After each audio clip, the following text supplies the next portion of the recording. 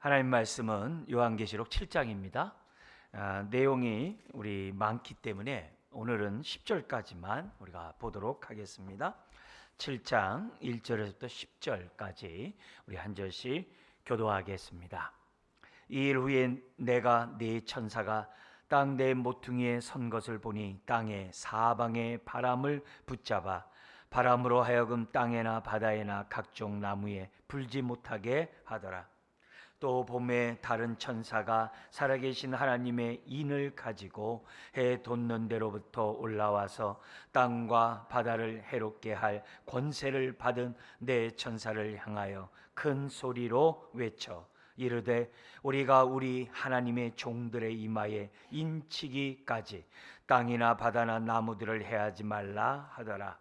내가 인침을 받은 자의 수를 들으니 이스라엘 자손의 각 지파 중에서 인침을 받은 자들이 14만 4천이니 유다 지파 중에 인침을 받은 자가 1만 2천이요 르벤 지파 중에서 1만 2천이요 갓 지파 중에서 1만 2천이요 아셀 지파 중에서 1만 2천이요 납달리 지파 중에 1만 2천이요 므낫세 지파 중에 1만 2천이요 시므온 지파 중에 1만 2천이요 레위 지파 중에 1만 2천이요 이사갈 지파 중에 1만 2천이요 스불론 지파 중에 1만 2천이요 요셉 지파 중에 1만 2천이요 베냐민 지파 중에 인침을 받은 자가 1만 2천이라.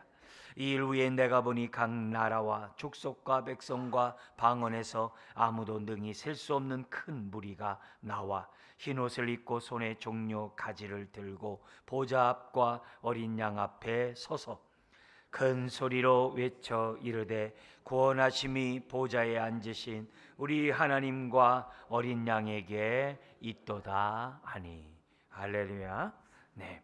지금은 인의 심판 과정 가운데 6개 인의 심판이 이루어지고 7번째 인의 심판이 그렇게 시작되는 그때, 여기 8장 1절부터 5절까지 보면 그 8장 1절에 인을 떼실 때 하늘이 반 시간쯤 고요하니, 왜냐면은 그 당시 그 번제를 드리는 그 시간이 향이 올라갈 때 그 시간이 1시간, 여기 반 시간이 필요하거든요. 그 고요하니 그런 거예요. 바로 이제 그런 상황이 이제 벌어지는데 7번째 인 떼기 전에 떼는 때, 근데 바로 그 전에 6번째와 7번째 그 사이에 삽입구절이 있어요. 근데 요 삽입구절이 인의 심판과 나팔 심판의 삽입구절은 오늘 저와 여러분들을 위한 말씀이거든요. 그래서 굉장히 중요한 말씀이에요. 그래서 너무 중요하기 때문에 우선 이제 반을 나눠 가지고 우리가 좀 나눠서 좀 설명하려고 해요. 자, 이런 가운데 6장 17절에 보면 6번째 인의 심판이 있었죠. 그 6번째 인의 심판을 딱 보면서 무슨 말이냐면은 그들의 진노의 큰 날이 이르렀으니 누가 능히 서리요. 그 심판을 피할 자 누구냐, 이게 얼마나 무섭고 두려운 그 심판이 첫 번째부터 6번째 인을 뗄 때마다 그 진노의 심판이 막 쏟아졌잖아요. 막 쏟아졌는데 바로 그 얘기가 끝나자마자 7번째 인을 딱 떼셔야 되는데 딱 떼시기 전에 지금 이제 7장이 나오고 있습니다. 크게 두 부분이에요. 1절부터 8절까지는 이 땅에서 인침을 받은, 이마에 인침을 받은 그 숫자가 14만 4천이다. 12지파에 각 지파에 이 12,000명씩 해가지고 14만 4천 명이 인 맞은 자의 숫자가 이제 기록되어 있어요. 반면에 9절부터 17절까지는 이미 하늘에서 거기 보니까 각 나라와 족속과 백성과 방언에서 능히 셀 수 없는 9절에 큰 무리가 나와가지고 갑자기 흰 옷을 입고 종려나무 가지를 흔들면서, 어디서요? 하늘 보좌에서 하나님 앞에서 소리를 외쳐 찬양하되 구원하심이 보좌에 앉으신 우리 하나님과 어린 양에게 있도다 하면서 천상에서, 하늘에서 구원받은 하나님의 백성이 셀 수 없는 그 엄청난 숫자로 등장하는 내용이 9절부터 17절이에요. 그러니까 요 밑에는 지금 8절까지는 이 땅에서 입맞은 자, 9절 이하에서는 하늘나라에서 셀 수 없는 이미 승리한, 이미 하나님 보좌에 있는 그런 흰옷을 입은 주의 종들이, 양들이, 성도들이 하나님을 찬양하고 있는 그런 내용이 이제 펼쳐지는 거예요. 그러니까 지금 계시록이 앞으로 될 일을 보여주고 기록하라고 한 말씀이니까 이것대로 될 거죠.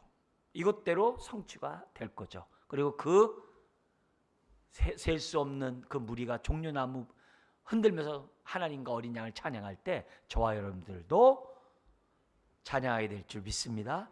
우리 다 가야 됩니다. 그 자리에 다 가서 우리가 찬양한 그 모습이 이제 뒷부분에 9절부터 17절에 있습니다.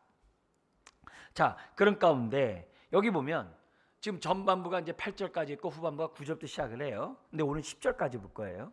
근데 여기 보면은 이 8절까지도 두 부분으로 나눠져요. 1절부터 4절까지는 네 명의 천사가 인의 심판이 막 진행되는 그 과정에 하나님의 인을 갖고 있는 한 천사가 멈추라 그러는 거예요. 그러면서 인을 칠 때까지 멈춰라 이렇게 해요. 아직 기회가 있는 거죠. 그래서 멈추라 하면서 그 5절부터 8절까지는 그 인을 맞은 자의 숫자가 14만 4천이라고 설명 나온 거예요. 자, 그 내용이 그렇게 되어 있다는 것을 우리가 염두에 두고 우리가 좀 한 절 한 절 좀 살펴보도록 하겠습니다. 자, 여기 보면 네 천사와 다른 천사의 임무가 각각 다르게 나타나는 것을 보여주는데요. 여기 1절에 보면은 네 천사의 임무는 땅 사방에 있는 불어오는 그 바람을 붙잡고 바람이 불지 못하도록 막고 있는 것으로 1절에 등장하는데요. 같이 한번 읽겠습니다. 이 일 후에 내가 네 천사가 땅 네 모퉁이에 선 것을 보니 땅의 사방에 바람을 붙잡아 바람으로 하여금 땅에나 바다에나 각종 나무에 불지 못하게 하더라. 그러니까 이 바람은 진노의 바람인 거죠. 심판의 바람인 것을 우리들에게 보여줘요. 여기 보면은 이 4라는 단어는 땅의 숫자예요. 그래서 거기 보니까는 어떻게 돼요? 땅의 사방에 바람을 붙잡음. 그러니까 땅을 심판하는데 그 심판이 임하지 않도록 네 천사가 막 불고 있는데 한 천사가 나타나는 거예요. 근데 이 땅이 이제 이 4가 이제 땅 전체를 얘기하고 있고요. 땅이 이 계시록에서는요, 사단을 따르는 자들이 이렇게 거하는 그 장소를 갖다 땅이라는 표현을 써요. 그 증거가 어디 나오냐면은 12장 12절 한번 보세요. 12장 12절을 보면은 이런 말씀이 있어요. 12절 같이 읽겠습니다. 그러므로 하늘과 그 가운데에 거하는 자들은 즐거워하라. 그러나 땅과 바다는 화 있을진저 이는 마귀가 자기의 때가 얼마 남지 않은 줄을 알므로 크게 분내고 너희에게 내려갔음이라 하더라. 이 땅에 원사탄 마귀가 내려왔다는 거예요. 어디가 대조가 돼요? 12절 상반절을 보니까 하늘과 그 가운데 거하는 저와 여러분들은 막 즐거워하는 반면에 이 땅에서는 어떻게 돼요? 마귀에게 종속이 돼가지고 우상숭배에서부터 시작해가지고 온갖 악을 행하는 그런 자들에게 내려가라. 땅 이런 표현을 써요. 그래서 땅과 바다는 화해진저. 13장도 한번 넘어가 볼래요? 한 장 더 넘어가면은 3절에 이런 말씀이 있어요. 같이 읽겠습니다. 그의 머리 하나가 상하여 죽게 된 것 같더니 그 죽게 되었던 상처가 나음에 온 땅이 놀랍게 여겨 짐승을 따르고, 이 원수 사탄 마귀를 따르는 그런 자들이 온 땅이 따른대. 그러니까 이 짐승이 막 이적을 행하고 능력을 행하고 사람을 막 유혹하고 그렇게 함으로써 사람이 혹해서 넘어간다는 거예요. 바로 그 땅에 하나님의 인의 심판이 막 불어닥치는데 잠깐 멈추게 한 거죠. 왜요? 아직 14만 4천의 구원받을 영혼이 다 차지 않았으니까. 다 차지 않았으니까. 그렇게 여러분들이 이해하면서 보시면 좀 좋겠습니다. 그리고 이 내 바람이라는 이 단어가 이미 구약에서 특별히 다니엘서에 보면은 다니엘서에도 말세에 하나님의 그 심판이 바람과 함께 바다에 불어닥치는데, 바람이 불어닥치는데 거기에서 어떻게 돼요? 네 짐승이 나와요. 그죠? 우린 그 네 짐승이 뭘 얘기하는지는 이미 우리가 잘 알고 있죠. 우리가 이제 메데바사 제국뿐만이 아니라 그리스, 로마 제국까지 다 나온다는 것을 우리는 이제 역사적으로 보고 있는데, 그 바람도 네 바람이 나오는 거예요. 그래서 그런 연관 속에서 여기서도 네 바람이 나오고 있다는 것. 그리고 사도 요한은 유대인이라는 것을 잊어서는 안 돼요. 구약을 이미 능통한 사람이라는 사실을 잊어서는 안 되고, 신약을 해석할 때에도 갑자기 해석하면 안 되고 항상 구약을 근거로 해석하는 훈련을 해야 돼요. 의도적으로 구약에 어떤 말씀과 연관이 있을까? 그래야 우리가 잘못된 길로 나가질 않아요. 그래서 항상 구약을 우리가 연관하면서 해석하는 것들이 필요합니다.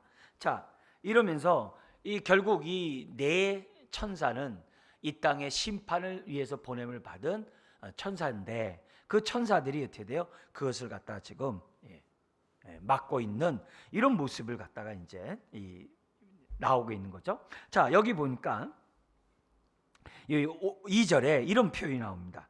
여기 보면은 2절 3절에 또 봄에 다른 천사가 살아계신 하나님의 인을 가지고 해 돋는 데로부터 올라와서 땅과 바다를 해롭게 할 권세를 받은 네 천사를 향하여 큰 소리로 외쳐. 아까 땅과 바다가 해를 당한다 그랬잖아요. 그 천사에게 소리를 쳐. 뭐라고 얘기했냐면은 3절에 같이 읽겠습니다. 이르되 우리가 우리 하나님의 종들의 이마에 인치기까지 땅이나 바다나 나무들을 해하지 말라 하더라. 여러분, 저와 여러분들이 인침 받았을까요? 안 받았을까요? 받았죠? 그런데 받은 걸 어떻게 알아요? 이렇게 얘기하면 막 머리가 막 복잡해져요. 언제 받았어요? 그러면 막 이제 막 복잡해지고 막 그러는데, 에베소 1장 3절부터 14절을 보면 삼위일체 하나님의 창세전의 택하심, 그 다음에 성자 예수 그리스도를 통한 우리가 구속과 죄사함 받고, 우리가 구속받고, 우리가 하늘과 땅에 있는 모든 것들이 이렇게 하나가 되는 이 축복, 그리고 성령이 이 땅에 오셔서 우리에게 인치시고 우리에게 보증이 되신 그 놀라운 성령님을 찬양하라는 게 에베소에 나오거든요. 그래서 성령님이 우리 가운데 오시는 그 목적이 인치시기 위함이에요. 인침은 소유야. 넌 내 거다. 그렇기 때문에 하나님의 인친 자를 보호하시는 거예요. 환난 중에서도. 그래서 인침 속에는 소유와 이 하나님의 그런 소유만이 아니라 보호의 대상이라는 것을 우리들에게 보여주거든요. 근데 그 성령이 우리에게 인치는 게 언제냐? 예수 그리스도의 대속의 은혜를 아멘으로 믿을 때 인침을 받는 거예요. 그러니까 우리들이 여기서 이렇게 볼 때 이 14만 4천이 인친다는 숫자를 얘기할 때 우리 딱 보더라도 한국 교회만 해도 1000만 성도, 그런데 14만 4천은 이상하잖아요. 그러니까 이거는 상징적인 숫자라는 것을 금방 우리가 알 수 있겠죠. 그리고 우리 앞에서도 언제 주님 빨리 이 땅이 종말이 돼가지고 우리를 죽였던, 또 지금 이 땅에서 저렇게 교회를 핍박하는 자들을 언제 심판하시겠습니까? 그러니까 우리 하나님 뭐라 그래요? 아직 숫자가, 순교자의 숫자가 차지 않았다고 얘기했거든요. 그러니까 그 숫자가 차기까지는 지금 어떻게 돼요? 아직도 인침을 받는 그런 놀라운 역사가 이 땅 가운데 이루어진다는 것을 우리들에게 이제 보여주고 있는 거죠. 자, 이러면서 4절에 보니까 인침받을 자의 수를 들으니까는 14만 4천이다 하면서 5절부터 7절에 8절에 14만 4천 명에 대한 그런 내용이 이제 기록되어 있는 것을 보게 됩니다. 우리가 14만 4천을 그래서 우리가 통례적으로 어떻게 해석하냐면은 24장로가 나오잖아요. 24장로, 우리가 또 앞에 또 네 생물이 나왔단 말이에요. 4장에서 네 생물이 하나님을 찬양하고 모든 피조물의 대표격들, 또 24장로가 찬양하고, 그게 뭐냐면 구약과 신약의 12지파와 12 이런 사도의 그런 연합 속에서 24를 해석하거든요. 그냥 그걸 우리가 염두에 둔다고 한다면 여기 14만 4천을 갖다 이렇게들 해석을 해요. 12 곱하기 12 곱하기 1000. 근데 1000은 10의 3승이기도 하겠죠. 근데 이 1000이라는 이 숫자를 갖다가 성경에서는 군대 조직의 그 한 단위를 천으로 해석을 해요. 그렇게 생각한다면은 지금 이 14만 4천은 구약이나 신약이나 믿음으로 거듭난 그러한 영혼의 그 숫자. 근데 특별히 이 땅에 남아있는 모든 성도들은 이 땅의 삶이 다 어떻게 돼요? 다 전투하는 삶이거든요. 다 영적 전쟁하는 삶이거든요. 먼저 나와 어떻게 돼요? 늘 정과 욕심과 싸워야 되는 존재예요. 그리고 세상에 향해서 돼요. 불의와 불법과 싸워야 되는 존재예요. 어둠의 영들과 싸워야 되는 존재예요. 그런 의미에서 볼 때 우리가 이 땅에서 우리를 군사로 부르셨다 그러셨거든요. 그걸 우리가 생각해 보면은 이 14만 4천은 영적 전쟁하고 있는 이 땅의 교회 성도들을 우리에게 보여준다라고 저와 여러분들이 쉽게 우리가 해석할 수가 있습니다. 그리고 아까 이 100,000명이 군대 조직이라는 말이 이제 천부장 이런 말들 나오잖아요. 근데 역대상 27장 1절 5절에 보면은 군대 기본 단위가 1000으로 돼 있어요. 그러니까 그걸 우리들이 생각해 보면은 요 말은 그런 의미가 군사의 의미가 포함되어 있고 또 이 땅의 삶은 다 뭐예요? 전투하는 교회거든요. 그러니까 영적 전쟁하는 존재라는 사실을 저와 여러분들이 잊으면 안 돼요. 나 제사 안 받고 의롭다 안 받고 하나님 자녀가 되고 천국 가 이렇게만 하지 말고 왜 한 살이라도 먼저 나를 예수 믿게 했는가? 영적 전쟁하라는 거예요. 그 사명이 저와 여러분들에게 있다는 것을 지금 성경 우리들에게 보여주고 있어요. 자, 그런 가운데 5절부터 8절까지는 입맞은 12지파의 숫자가 나옵니다. 이건 단수 12로 우리가 생각하지 말고 완전 숫자로 생각을 하시면 돼요. 자, 근데 여기 특징이 뭐가 있냐면은 12지파의 장자가 르우벤인데 유다가 먼저 나와요. 왜 그럴까요? 예수님이 유다의 후손으로 오셨기 때문에. 그래서 5장에서 예수님은 어떻게 돼요? 유다 지파라고 표현했잖아요. 그분이 이겨셨다고. 이겼기 때문에 그 두루마리를 받으시고 인을 떼신다고 그랬잖아요. 이게 얼마나 구원의 역사를 이뤄가고 심판을 행하시는 예수님에 대한 모습이거든요. 이 떼는 게 심판이지만 동시에 하나님의 백성을 구원하시는 거거든요. 그래서 예수님은 심판주이면서 동시에 구세주라는 사실을 지금 계시록에서 계속 얘기하고 있어요.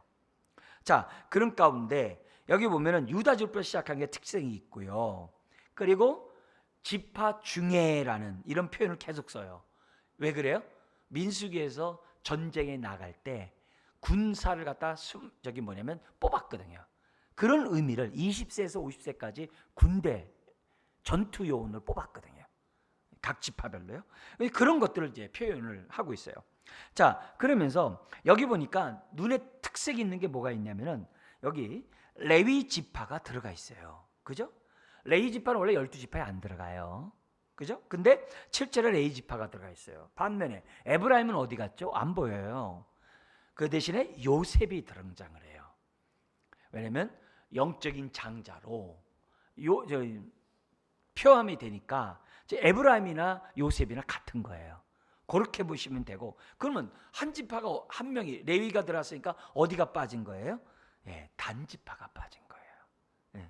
단지파가 빠진 거예요. 어떤 사람은 이걸 또 해석을 해가지고 우리 이 동방으로 와가지고 우리의 조선의 단군이 되셨다 이렇게 하는데 그거 신경 쓰지 마세요. 그런 건 그냥 하는 소리고, 여기 이렇게 12지파의 충만한 숫자가 구원받을 자의 숫자가 들어가는. 그러니까 오늘날에 이단들이 이걸 갖다가 문자적으로 14만 4천인데 자꾸 얘기하잖아요. 그러니까 벌써 그 자체가 틀린 거죠. 그런데 아예 신경 쓰지를 않으셨으면 좋겠습니다.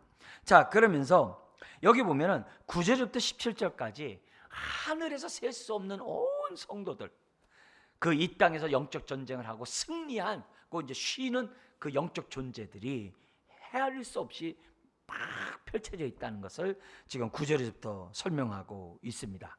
자, 그런 가운데 우리가 오늘 이제 9절, 10절 이제 천상에서 하늘에서 본 그가 환상을 본 요한이 본 내용을 보도록 하겠습니다. 이런 의미에서 우리 9절 10절 한번 우리 같이 한번 읽겠습니다. 이일 후에 내가 보니 각 나라와 족속과 백성과 방언에서 아무도 능히 셀 수 없는 큰 무리가 나와 흰옷을 입고 손에 종려가지를 들고 보좌 앞과 어린 양 앞에 서서 큰 소리로 외쳐 이르되 구원하심이 보좌에 앉으신 우리 하나님과 어린 양에게 있도다 하니. 이래 있어요. 여기 보면은 이 각 나라와 족속과 백성과 방언은 뭐의 성취냐면요, 아브라함에게 하신 하나님의 뭐예요? 약속의 성취예요. 그 얘기는 이미 뭐냐면 창세기 13장 16절에 강의 안에 있는 것처럼 이미 그렇게 얘기를 해요. 그리고 구약에서 인구를 셀 때마다 항상 아브라함이 약속한 그 얘기를 가지고 들어온다는 것을 기본적으로 아시면 됩니다. 자, 여기서 보면은 여기 지금 충만한 숫자가 이미 구원받을 자가 있잖아요. 거기에 대해서 다시금 이미 하늘나라가 있으니까 어떻게 돼요? 온전해진 교회를 말하는 거예요.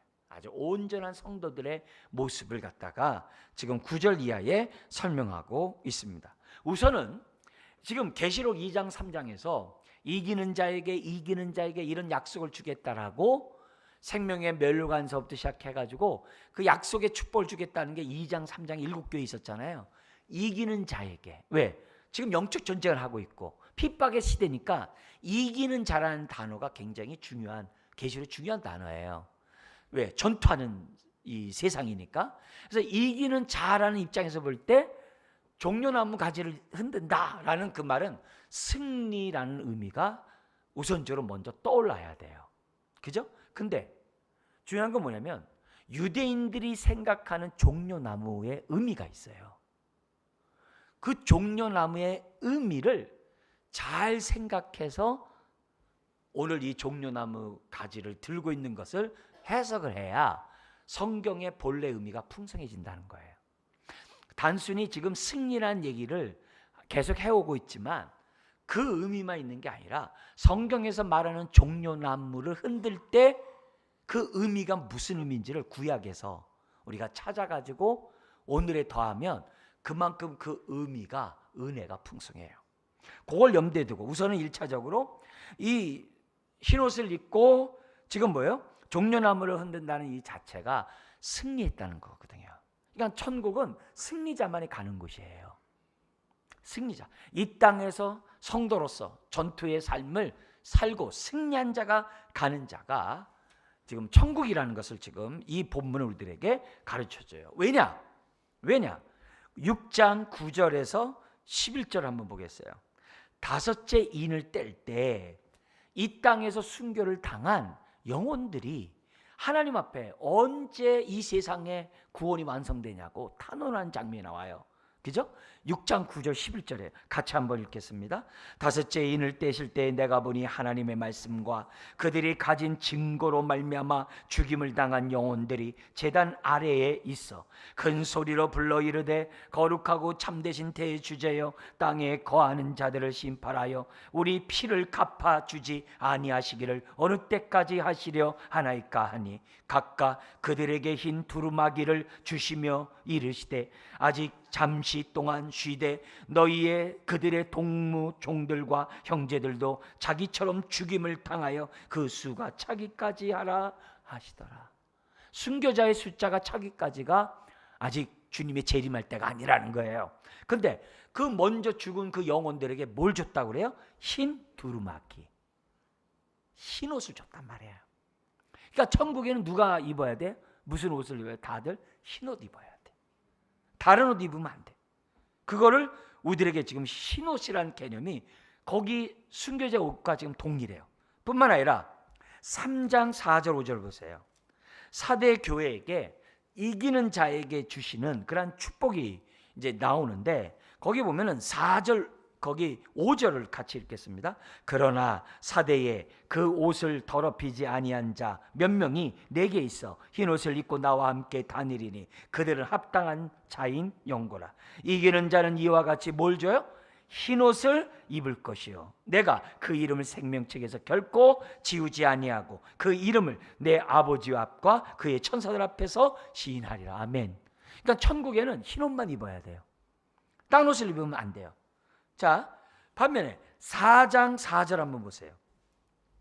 거기 보면 성부 하나님께 천상에 있는 존재가 영광을 돌리는데 24장로가 무슨 옷을 입었냐고 보세요. 4장 4절을 읽겠습니다. 또 보좌에 둘러 24보좌들이 있고 그 보좌들 위에 24장로들이 뭘 옷을 입고 있어요? 흰옷을 입고 머리에 금관을 쓰고 앉았더라. 그래서 천국에는 흰옷만 입는 거예요.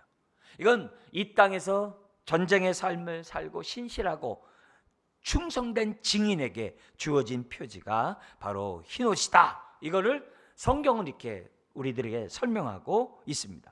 그런데 그 숫자가 오늘 이 보니까 셀 수 없는 엄청난 능히 셀 수 없는 큰 무리가 흰옷을 입는 것으로 지금 오늘 본문에 기록되어 있고 그들이 이제 찬양을 한다는 거죠. 자, 근데 그들이 승리한 이유가 뭐로 표현되고 있어요? 10절에 구원하심으로 표현해요. 다시 한번요.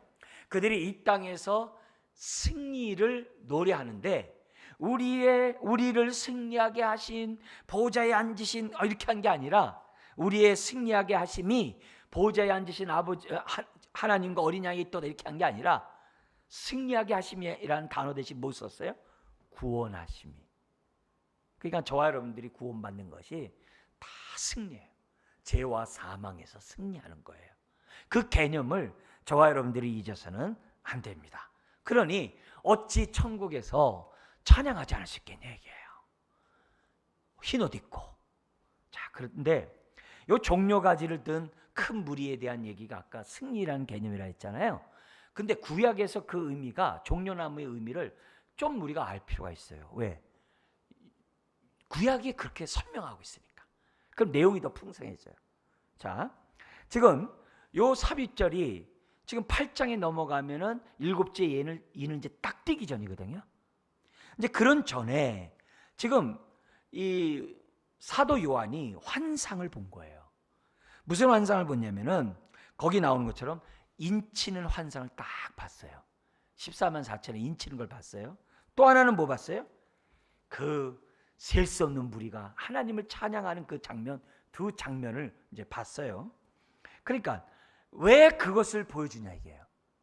7개 인의 심판이 막 불어닥치고 있는 가운데 왜 입맞은 성도를 보여주고 그리스도인들이 왜 천상에 있는 그 승리한 흰옷을 입고 있는 모습을 왜 보여주냐 이게.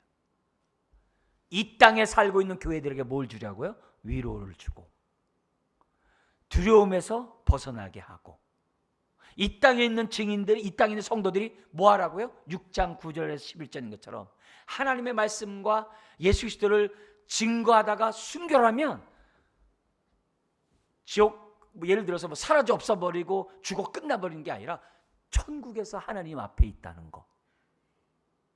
그걸 보여주면서 도전을 주는 거죠. 단순히 위로만이 아니라 내가 갈 곳은 저기다라는 확신을 가지면서 이 땅의 삶을 어떻게 사는 거예요? 믿음의 선지들처럼 영적 전쟁하면서 살아가는 도전을 주는 의미가 이 안에 있는 거죠. 그러면서 오고 오는 교회들에게 저와 여러분들에게 똑같은 비전을 주는 거죠. 우리가 죽으면 사라져버리는 것이 아니라 사람은 잊어버려도 생명책에 기록된 그 영혼들은 하나님 앞에서 지금 흰옷을 입고 종려나무 가지를 흔들며 하나님 앞에서 하나님께 영광 돌리는 그런 축복이 임한다는 그 비전을 바라보고 오늘 우리가 살아야 한다는 것을 지금 이 본문들에게 주고 있다는 거죠. 자, 그러면 이 종려나무가 지금 승리라는 개념을 우리들에게 지금 그동안에 계속 해왔다는 것을 기본적으로 갖고 있어야 됩니다. 자, 근데 유대인들에게 종려나무는 승리 개념이 아니었어요. 그러면 여기서 볼 때 여기 보면 레위기 23장 40절에 레위기 23장 40절이 중요한데요. 거기 보면은 이 장막절, 초막절이라고 하잖아요. 이 장막절에 이스라엘 백성이 하나님을 기억해가지고 유월절 오순절과 함께 장막절은 절기 3대 절기 중에 하나잖아요.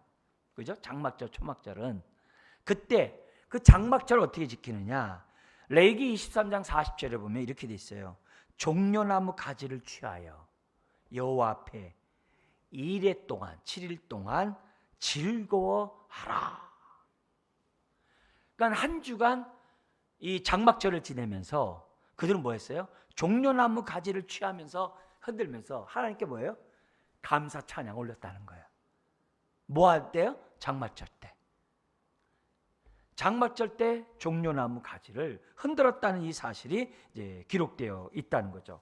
그러니까 이런 의미에서 뭐냐면은 이 종려나무 가지를 흔든 것을 장막절과 연관을 해서 저와 여러분들이 이해를 해야만 해요. 그래서 요 3대 절기는 다 자연과 연관돼 있어요. 그죠? 추수와 연관돼 있단 말이에요. 요 유월절, 오순절, 초막절이, 장막절이 다 추수와 연관돼 있어요. 근데 거기에 역사가 다 들어갔어요. 그죠? 유월절에는 무슨 역사가 들어가요? 애굽에서 출애굽한 역사가 들어간 거예요. 그건 우리 이해되잖아요. 그리고 오순절은 뭐냐면 십계명을 받은 그 날이 이렇게 들어간 거예요. 그 안에. 그럼 뿐만 아니라 초막절에는 이제 뭐가 들어가냐면은 이스라엘의 40년의 역사를 하나님의 돌보심과 보호함 속에 무사히 다 끝내고 가나안 땅에 들어오게 하신 그 하나님의 구원의 역사를 기념하면서 지키는 날이 들어온 거예요. 무슨 말인지 알죠? 일반적인 자연 절기에 역사가 들어왔단 말이에요. 이렇게. 그건 성경에 나와 있는 얘기니까 우리가 받아들이면 돼요.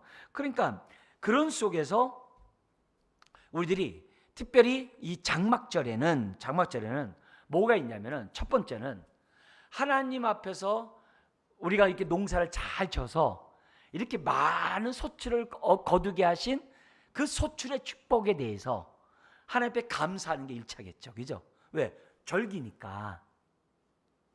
추수의 절기니까 1차는 하나님 이렇게 해준 거 감사합니다 했죠.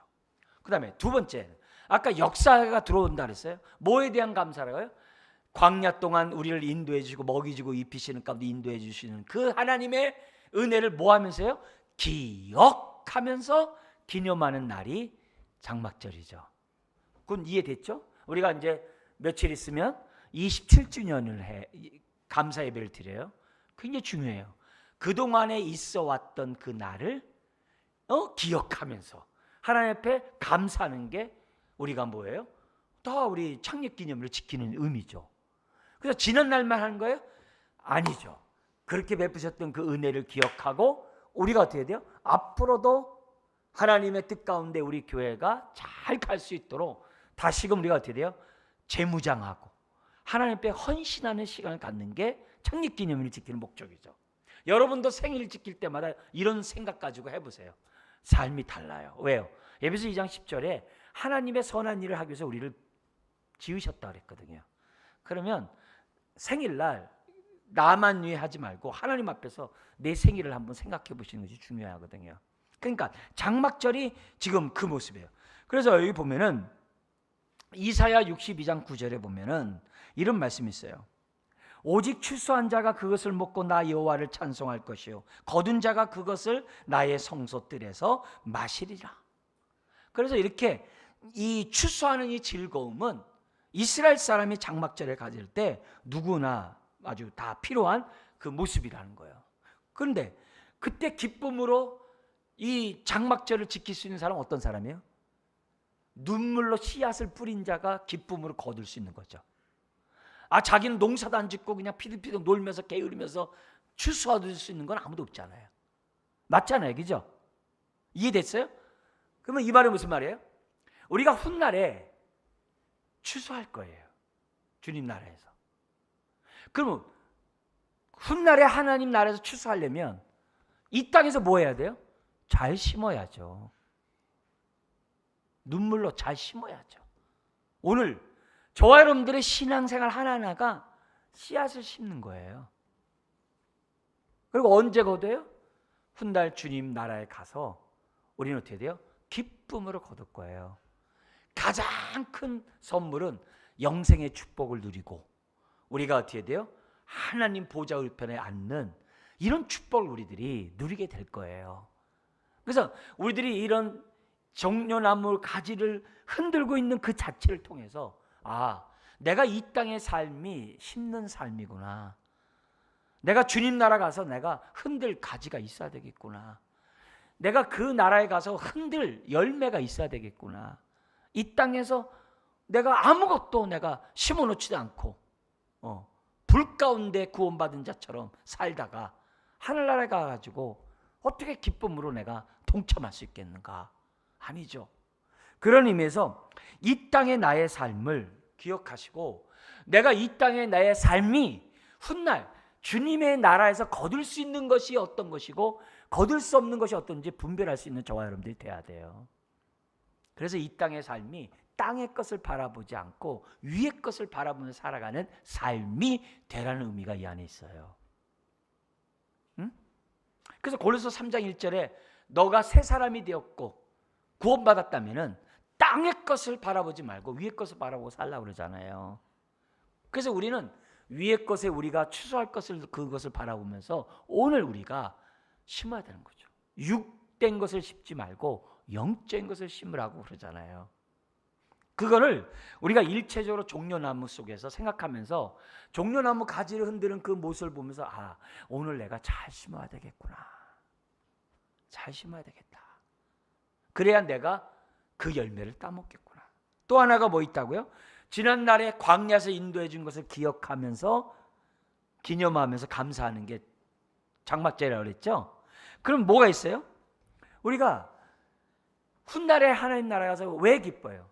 지난날의 내 삶을 보니까 그렇게 굴곡진 인생 속에서 그렇게 연약하고 부족한 가운데 있는 나를 진짜 나를 위해서 많이 은혜를 베푸시고 역사하시고 나를 위해서 참 고생 많이 하신 그 은혜에 대해서 너무나도 감사하지 않겠습니까? 그잖아요. 훗날에 내가 주님 앞에 섰을 때 나의 이 땅의 삶을 보면 부끄럽게 짱이 없는 게 한두 가지가 아니잖아요.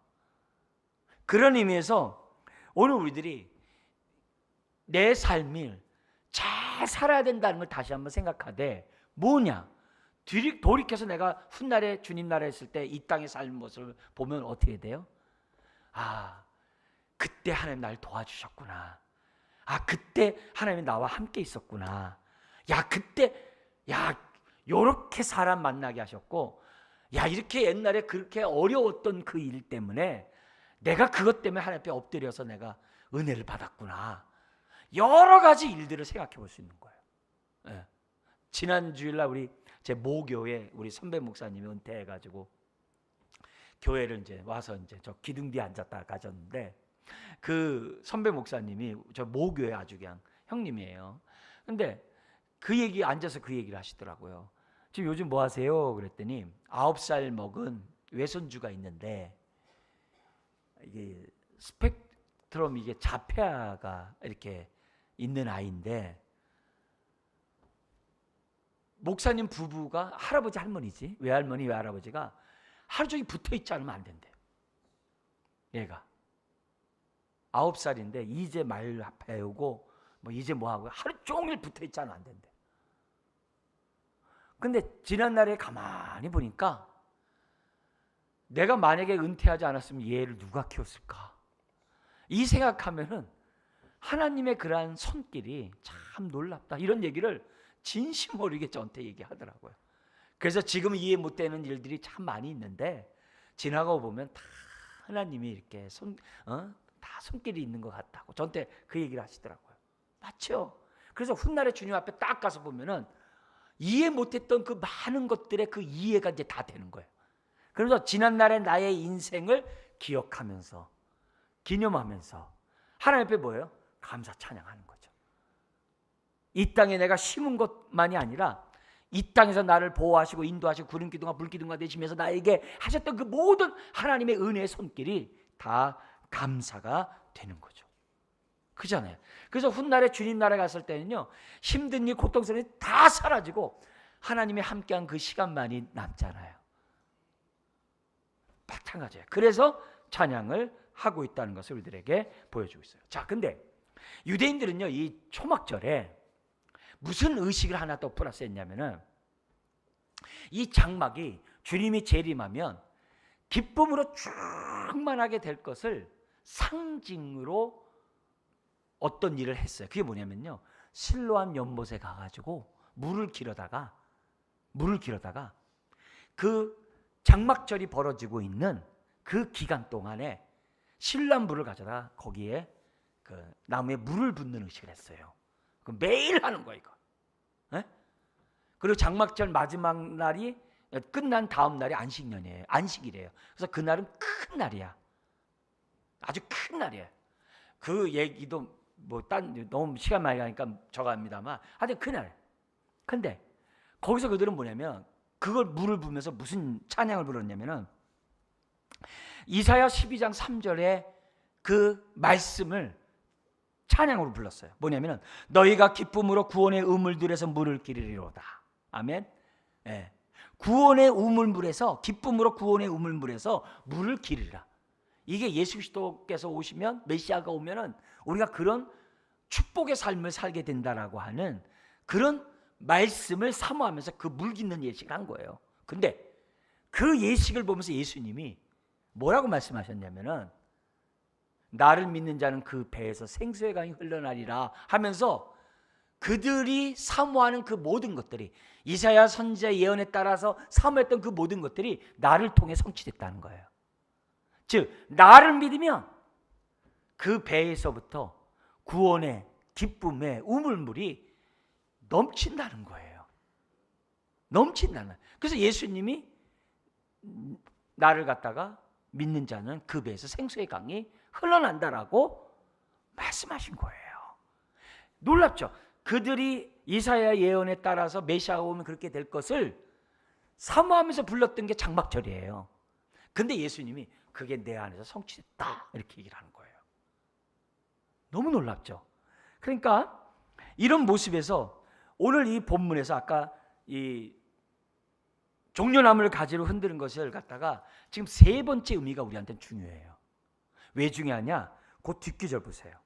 거기 보면은 이 17절에 뭐가 나오냐면은 7장 17절 한번 보세요. 7장 17절 같이 읽겠습니다. 이는 보좌 가운데 계신 어린 양이 그들의 목자가 되사 생명수 샘으로 인도하시고 하나님께서 그들의 눈에서 모든 눈물을 씻어 주실 것입니다. 여러분 여기 보면은 그들의 목자, 이 그들은 누구예요? 아까 여기 있어. 종려나무 가지를 흔드는 사람들. 그들의 종려나무 가지를 흔드는 사람들의 뭐가 된다고 예수님이요? 목자가 된대요. 목자가 돼서 어디로 인도한다고요? 생명수 샘으로 인도한대. 아멘. 그러니까 결국 지금 뭐냐면 장막절에서 가장 중요한 핵심적인 얘기는 지난날에 나를 구원하심에 감사하는 것도 있고 또 내가 이 땅에서 심은 대로 거두게 하신 그 축복도 있고, 그러나 무엇보다도 예수 그리스도 안에서 내가 생명수 샘을 마음껏 먹을 수 있는 그 기쁨을 누리는 것이 어떻게 보면 가장 중요한 의미가 있는 거예요. 그래서 이 모든 무리들의 목자가 되죠. 누가 돼요? 어린 양이. 그래서 어디로 인도해요? 쉴 만한 물가로 인도하시는 거예요. 어떤 물일까요? 생명수 샘으로. 아멘. 그런데 이 의미를 우리가 점점 더 깨달을 수 있도록 저와 여러분들 기도해야 돼요. 그래서 그 우리 수가성 여인에게 나를 믿는 자는 목마르지 않는다라고 말씀하셨잖아요. 내가 너희의 솟아난 샘을, 그게 오늘 이 땅에서 누려야 되는 거예요. 그걸 누려야 된다는 거예요. 그 누리는 자가 이 땅에서 이길 수가 있는 거예요. 영적 전쟁을 저와 여러분들이 할 수 있다는 것을 우리들에게 가르쳐주고 있어요. 그거 갖다가 다른 말로 하면 예수님이 우리의 양으로 생명 얻게 하고 풍성한 생명을 얻게 한다는 그 말도 같은 의미예요. 그래서 우리가 훗날에 영생수가 넘쳐나는 풍성한 축복을 누리면서 훗날에 우리가 하늘나라에서 누리게 될 것이라는 것을 이 상징이 우리들에게 보여줘요. 자, 근데 여러분 이들이 뭐 하고 있는지 한번 보세요. 성경 한번 보세요. 여기 보면은 이들이 거기 9절에 보니까는 다 어떻게 돼요? 어린 양, 보좌 앞과 어린 양 앞에 뭐 하고 있어요? 9절 끝에 뭐 하고 있어요? 서서예요. 서 있어요. 서 있다는 개념은 뭐예요? 하나님 존전 앞에 있다는 거예요. 구원에서요, 구원의 축복 가운데서의 가장 큰 축복이 뭐냐면요, 하나님을 뵙는 거예요. 그죠? 코람데요. 하나님을 뵙는 거예요. 그러니까 우리가 이 땅에 희미하게 보지만 그때는 어떻게 돼요? 얼굴 대 얼굴을 본다 그랬어요. 그죠? 고린도서 13장 그랬잖아요. 사랑장에서. 우리에게는 그 얼굴을 뵈는 게 최고예요. 그래서 이 어린 이런 자들이, 이 구원받은 그 무리들이 하나님 앞에 서서 하나님을 보는 거예요. 누구예요? 성부 하나님과 성자 하나님을 보는 거예요. 자, 근데 보는 것만도 감사한데 보고 있는 것뿐만 아니라 또 뭘 해? 뭘 했는지가 성경에 나와 있어요. 그게 뭐가 나오겠어요? 여기서요? 그들이 15절에 나와 있어요. 자, 15절을 같이 읽겠습니다. 그러므로 그들이 하나님의 보좌 앞에 있고, 그죠? 또 그의 성전에서 밤낮 하나님을 뭐예요? 섬김에 보좌에 앉으신 이가 그들 위에 장막을 치시되, 이 장막은 임마누엘 함께 하신다 이 말이에요. 자, 그러면 앞에 서 있는 거, 천국 가면은 그냥 아무것도 안 하고 서 있고 하나님만 찬양만 끝난다, 그게 아니라는 거예요. 뭐냐면요, 우리가 하나님을 섬기는 일을 한대. 섬기는 일은 뭐 예배 드리고 뭐 이것밖에 뭐 더 있겠어요? 그렇게 삐뚤게 하지 말고 성경에서 말한 대로 그냥 우리들이 받아들이고 넓게 생각해야 돼요. 왜냐? 지금 이 두 개념이 중요해요. 하나님 앞에 선 것도 굉장히 중요한데, 서는 것만이 아니라 우리가 섬기는 것까지 포함되어 있다는 거예요. 우리가 이 땅에서 예수 그리스도를 믿으면 우리가 주님과 하나가 되는 것도 있지만, 주님이 나와 함께하는 것도 있지만, 내가 어떻게 돼요? 주님을 위해 사는 것도 포함된 거예요. 이 땅에 삶이 있는 거예요. 그런 것처럼 천국에서도 천국에서 우리의 삶이 있는 거예요. 새하늘과 새 땅에 저와 여러분들의 삶이 있다는 거예요. 우리가 이 땅에서 예배드리는 것뿐만 아니라 이 땅에서 주의 말씀에 순종하는 것이 다 하나님 섬기는 거잖아요. 그런 섬김이 있다라는 것을 성경 우리들에게 가르쳐주고 있어요. 자, 그래서 우리가 이 신앙 속에서 우리들이 기본적으로 가져야 될 것이 뭐냐면, 이 문화의 비유나 달란트 비유도 있어요. 2달란트, 5달란트 비유, 한 사람 남기자 나와 함께 섬길 수 있는 더 4배의 그런 축복을 주잖아요. 심지어는 우리 문화의 비유에서도 뭐냐면, 네가 적은 일에 충성했기 때문에 내가 너에게 더 많은 것을 맡기리라. 마태복음 25장에 얘기하거든요. 많은 걸 맡기는 일이 있어요. 그 일을 통해서 찬송만 부르는 게 아니라 하나님을 섬기는 새하늘과 새 땅의 삶이 우리들 가운데 있다는 것을 우리들에게 가르쳐주고 있어요. 여러분, 이 땅에서 예수 그리스도를 믿는 것보다, 소유한 것보다 강한 축복이 어디 있어요? 더구나 함께하는 것보다 우리가 이 땅에 살아가는 천국의 삶이 어디 있겠어요? 그게 이제 천국에서 이루어지는데, 이 땅에서도 우리들이 뭐냐면 그런 축복들이 있다는 것을 우리들에게 보여줘요. 그러니까 천국에서 하나님을 섬기기 때문에 우리는 이 땅에서 뭐 하고 있는 거예요? 섬기고 있는 거예요. 예배를 통해 섬기고 있고, 순종을 통해 섬기고 있고, 그 일이, 그래서 하나님 앞에 서는 거나 하나님을 섬기는 것은 서로 충돌되는 게 아니에요. 같이 가야 돼요. 같이 가야 돼요. 우리가 이 시간 예수 믿고 구원받았고 천국 간다 그래서 아무것도 안 하는 사람이 어디 있어요? 이 땅에서 우리들의 하나님을 섬기는 삶이 있듯이 천국에서도 있다는 것을 우리들에게 가르쳐줘요. 자, 끝으로 한 가지만 얘기하고 마치겠는데요. 근데 그들이 흰 옷을 어떻게 입었을까요? 자기네들이 세탁을 해서 입었을까요? 빨아서 입었을까요? 아니죠. 우린 그걸 아닌 거 알죠? 뭘 통해서 그들이 깨끗하게 됐어요? 다른 게 아니라 14절에 있어요. 14절에 같이 한번 읽겠습니다. 내가 말하기를 내 주여 당신이 아시나이다 하니 그가 나에게 이르되 이는 환난에서 나온 자들인데 어린 양의 피에 그 옷을 어떻게 돼요? 씻어 희게 하였느니라. 결국 이 옷은 보혈로만이 깨끗이 씻음 받는다는 그 얘기예요. 자, 제가 여기까지만 하고 이제 우리 다음 주에 요 얘기를, 지금 얘기했던 얘기들을 좀 더 풍성하게 여러분들에게 소개하려고 합니다. 중요한 것은 이 종려나무 가지 입은 사람들이 보혈로 깨끗하게 깨끗함을 받은 자들만이 흰옷을 입을 수 있고 그 입을 자들만이 기쁨의 찬양을 하는데, 그 종려나무 찬양은 이 땅에서 심은 대로 거둠의 추수의 축복의 찬양이에요. 지난날에 나 같은 자를 인도하신, 그 광야에서 인도하신 그 축복을 기념하면서 노래하는 찬양이에요. 더더욱 중요한 부분들은 뭐예요? 예수 그리스도 안에서 생수의 흘러나리라고 하는 그 축복의 동참함으로 나타난 찬양이라는 거죠. 그래서 단순히 구원만 찬양한 게 아니라 내 삶의 모든 것을 찬양하는 그 찬양이 종려나무 가지를 흔들고서 하는 그 찬양 안에 포함되어 있다는 것을 저와 여러분들이 넓게 안다면은 이 땅에서의 오늘 우리들의 하루의 삶이 어떻게 돼요? 다시금 이 하나님 말씀에 따라서 하나님 앞에 서서 하나님을 섬기는 자로서 오늘도 살아가는 저와 여러분들이 되어야 될 줄 믿습니다. 기도하겠습니다. 하나님 아버지, 보혈로 우리를 깨끗하게 씻어 주셔서 하나님의 어린 양의 피로 흰옷을 입고 주의 천국잔치에 참여케 하시니 감사합니다. 주여, 우리가 단순히 우리들이 구원이라 해서 구원만이 아니라 구원과 연관된 그 모든 풍성함까지 찬양한다는 사실을 기억하게 해 주옵시고 오늘을 살아가게 하여 주옵소서. 주여, 이 땅에 육된 것을 심지 않도록 도와 주옵소서. 영적인 것을 심음으로 우리가 영적인 것을 천국에서 거둘 수 있는 우리가 되게 하여 주옵소서. 주여, 솟아나는 샘물이 우리 안에 있음을 인하여 감사합니다.